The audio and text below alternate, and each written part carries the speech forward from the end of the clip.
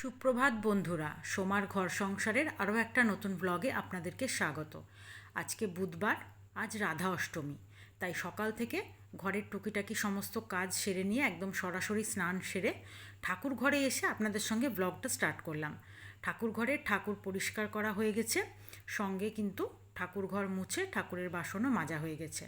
এবার আমি ফুলগুলো ছড়িয়ে নিয়ে বসে পড়েছি ফুলের মালা গাঁথবো বলে। রাধা অষ্টমী, রাধাকৃষ্ণকে মালা গেঁথে পরিয়েও দিলাম। আর এদিকে এই যে আমার গোপাল সোনা বসে আছে, মহাদেব, সবার কিন্তু পুজো একদম কমপ্লিট হয়ে গেছে। এবার আমি পুজো শেষ করে এখান থেকে ভোগটা তুলে নেব, নিয়ে তারপর ঠাকুরের বাসনটা আর একবার ধুয়ে রেখে নিচে যাব। নিচে গিয়ে একটু টিফিন করে রান্না বসাবো। আজকে রান্নায় ভাবছি একটা রান্নার ভিডিও করব, ছেলের যাওয়া থেকে ভিডিও করা হয়নি।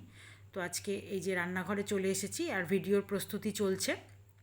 এদিকে ভাত বসে গেছে, আর আজকে কর্তামশাইকে বলেছি ভিডিওটা করে দিতে। যেহেতু ছেলে নেই, ছেলে থাকলে ছেলেই ভিডিওগুলো করে দেয়। আর সত্যি কথা বলতে ছেলে নেই, বেশ কিছুদিন হয়ে গেল, আর ভালো লাগছে না। এবার কিন্তু বেশ আমার মনটা খারাপ করতে শুরু করেছে। আর এদিকে বাজার থেকে একটু কলা পাতা কিনে এনেছিলাম, কলা পাতাটা আজ ভিডিওতে লাগবে। আর বাকি কলা পাতাটা আজকে ভাত খাবো, তাই মা কলা পাতাগুলো কেটে নিচ্ছে। এই যে রান্না শেষ করে ফেলেছি, এবার রান্নার কাছে নিয়ে চলে এসেছি। দেখুন আজকে কি রান্না করেছি। কলা পাতায় করে আজ একটা পাতুরি করেছি, এই পাতুরিটারই ভিডিও করলাম, রেসিপিটাও খুব তাড়াতাড়ি দিয়ে দেব।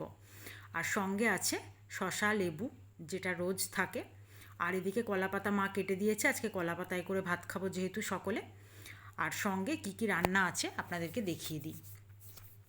এখানে তো নিত্যদিন যেটা থাকে, ভাত আছে, তার সঙ্গে এখানে আছে আজকে রাধা অষ্টমী বলে আজকে নিরামিষ রান্না করেছি। এখানে আছে পেঁপে দিয়ে মটরের ডাল, আর আছে পটল ভাজা।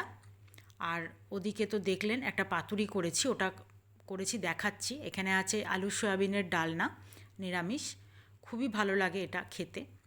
আর পাতুরিটা করেছি সেটা হলো, এটা আজকে একটা নতুন রেসিপি, আপনাদের হয়তো ভালো লাগবে। আর যদি যারা এই রেসিপিটা পেতে চাইবেন, অবশ্যই কিন্তু আমার রসনালয় ফেসবুক পেজ বা রসনালয় ইউটিউব চ্যানেলটা ফলো করে দেবেন বা সাবস্ক্রাইব করে দেবেন। এখানে আজকে বানিয়েছি ছানার পাতুরি। তো ছানার পাতুরিটার রেসিপি আপনারা কিন্তু পেয়ে যাবেন, আর আপনাদেরকে এই ভিডিওর ডেসক্রিপশান বক্সে আমি লিঙ্কটা দিয়ে দেবো। এবার সন্ধ্যে থেকে, যেহেতু সময়টা কাটে না বলে সন্ধ্যেবেলায় আমি একটু পুচুসোনাকে আসতে বলেছি এখন।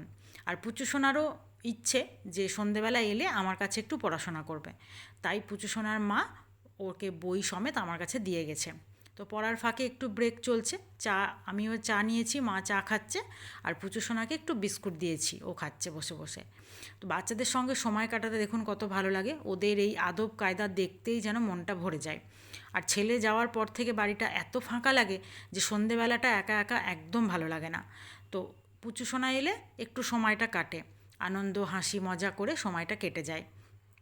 আপনাদের সঙ্গে ছোট্ট ছোট্ট ব্লগগুলো শেয়ার করছি আপনাদের দেখার সুবিধার্থে, আর বেশি বড় করছি না।